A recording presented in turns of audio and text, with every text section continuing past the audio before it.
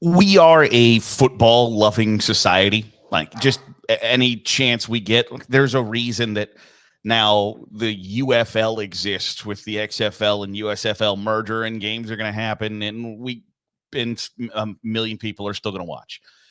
We love football, and it's a great thing because I love football just as much as you love football. And there are positives and negatives when it comes to college football. And one of the big negatives that has been viewed is the transfer portal. And while I am in agreement that there are a lot of bads with the transfer portal, especially with the schedule, especially when it opens, when it closes, etc. There is some good of the transfer portal. We talk about the NFL in sports talk all of the time. Like, it's, and to the NFL's credit, they have done a great job of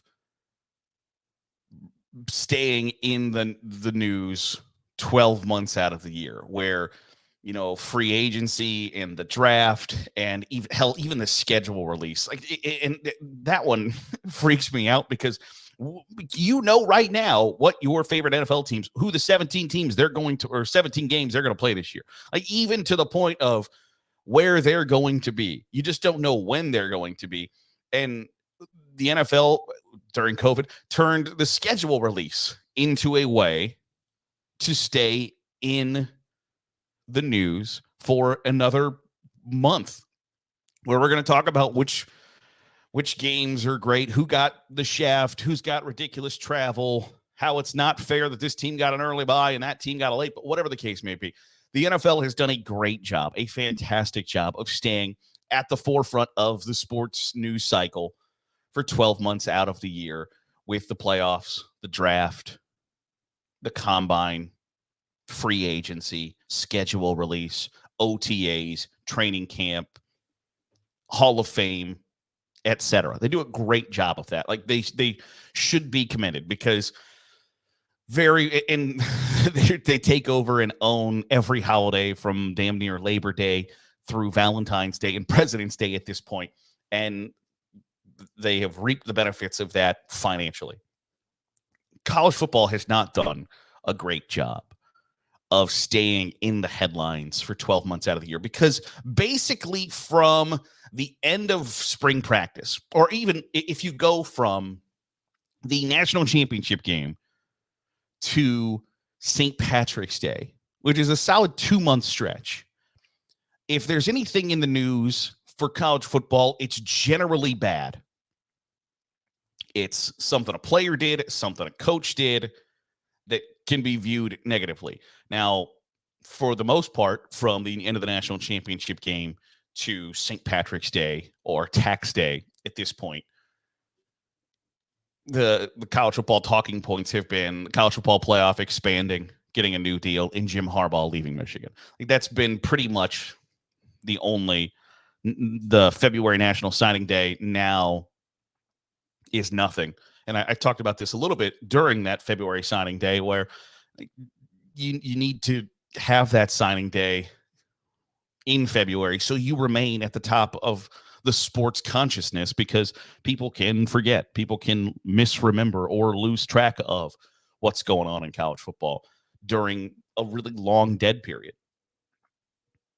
And the transfer portal, especially when it opens on April 16th, and it's going to be a free-for-all frenzy,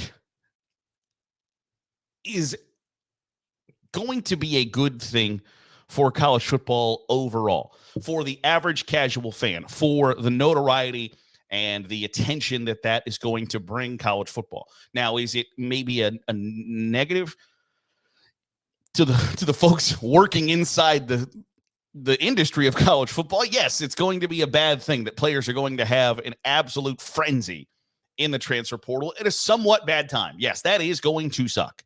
But for the average college football fan, there are going to be things to talk about, obsess about, etc. And I'm not even, we can talk about and obsess about all sorts of things right now. If we wanted to sit down and say, like, hey, how does Jalen Milroe fit into Kalen DeBoer's offense at Alabama in his first year. We could have that conversation. But at the same time, I'm cognizant that it's April 10th and we got a long way to go until kickoff. So we've got plenty of time to have that conversation. But in the macro level of things that are affecting college sports and college football, in the quote unquote off season, and especially in that time frame from the national championship game to like St. Patrick's Day, the only things that there are to talk about that are happening now and are relevant are generally bad things. And then you get spring practice for a month or whatever. You can talk about spring practice for damn near everybody in the country.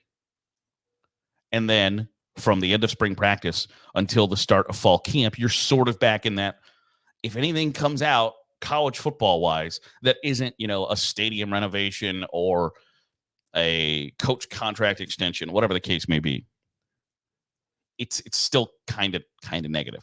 So college football, I think, and this is one of those things that happens with when you don't have a czar of college football pulling everybody in the same direction to say, hey, we've really got to scrap the early signing day because, one, it's a really crappy time in the schedule for college football coaches, for college football players, for the transfer portal, et cetera. Like there's a natural, and again, the NFL does a great job of this of, okay, we're going to open up free agency, or we're going to open up the league year.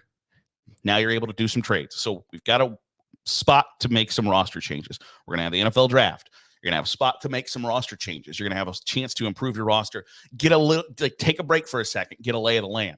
When you get signing day along with the transfer portal at the same time, along with coaches shuffling, changing jobs, it's just a bad spot to be in. It's a bad situation. It's a bad time frame. And if you had somebody pulling the string saying, hey, for us to stay in the spotlight and it doesn't have to be 12 months out of the year, right? Like you don't have to stay on top of the sports mountaintop 100% of the time. It's not really feasible. Like the NFL does go away there from like mid-June, early July. So everybody in the league can take a vacation, whether that's the coaches, the people who work in the league office, the players, the media, the general managers, the front offices, the player personnel directors, the assistant coaches, the trainers, whoever the hell. They can all go like, okay, before this stuff starts back up again, we're taking a break. And so it doesn't have to be necessarily 100% 12 months out of the year. But if you could get some wins in times that have really, really big downtimes where you go kind of weeks or months with outside of flat out bad news happening. There are big windows there where you're just asking for negativity to dominate the headlines of your sport. And so the transfer portal opening up on April 16th and essentially opening up and the door being propped open and you can leave whenever you want. And there are as many transfers as you can have. It's an all you can transfer buffet after April 16th. While for the coaches and for the universities and maybe the like super diehard of one fan base can view that as a negative. And I think that's fair. I think if your program gets decimated by the transfer portal in April, that sucks. It really, truly does. Because you got an idea right now on April 10th of what your team, what your season, what the outlook of your year looks like. And it can be drastically changed in the next week. And while that stinks, for the sport as a whole, it's a good thing because having attention on you, having notoriety, having people pay attention to you when they're not used to paying attention to you at this time. They're not used to being college football fanatics, the average fan. I'm not talking about you and me who are watching and consuming and talking about college football on April 10th. I'm talking about the dude who tunes into the biggest games and is trying to look for a reason for why he doesn't have to go mow his yard on Saturday at 3:30 Eastern. Oh, honey, I can't. Alabama, Tennessee's on. Like, that's who we're talking about because that makes up the overwhelming majority of casual college football fans. And you want as many casual college football fans as possible. So the transfer portal opening in the next couple of weeks and staying open and having quote unquote free agency, which nobody inside the sport likes, that it's free agency, except for the people that really like it because they still get to benefit from it. It's a whole poppycock virtue signaling thing in college football. But it does open the door to being accessible and being at the top of the headlines and paying attention to a sport that you're not used to paying attention to in April, in May. Outside of the NFL draft, talking about, man, Jaden Daniels sure did play well at LSU, didn't he? Yeah, he did. That's what we're relegated to. We can talk on the field, things that are affecting your team, your program, your position coach, your fandom that actually matter in April. And I think that's a good thing, all things considered. Now, it's a mixed bag, 100%, but I think the positive outweighs the negative. And maybe I'm wrong on that. And it's just going to be a Wild West next week.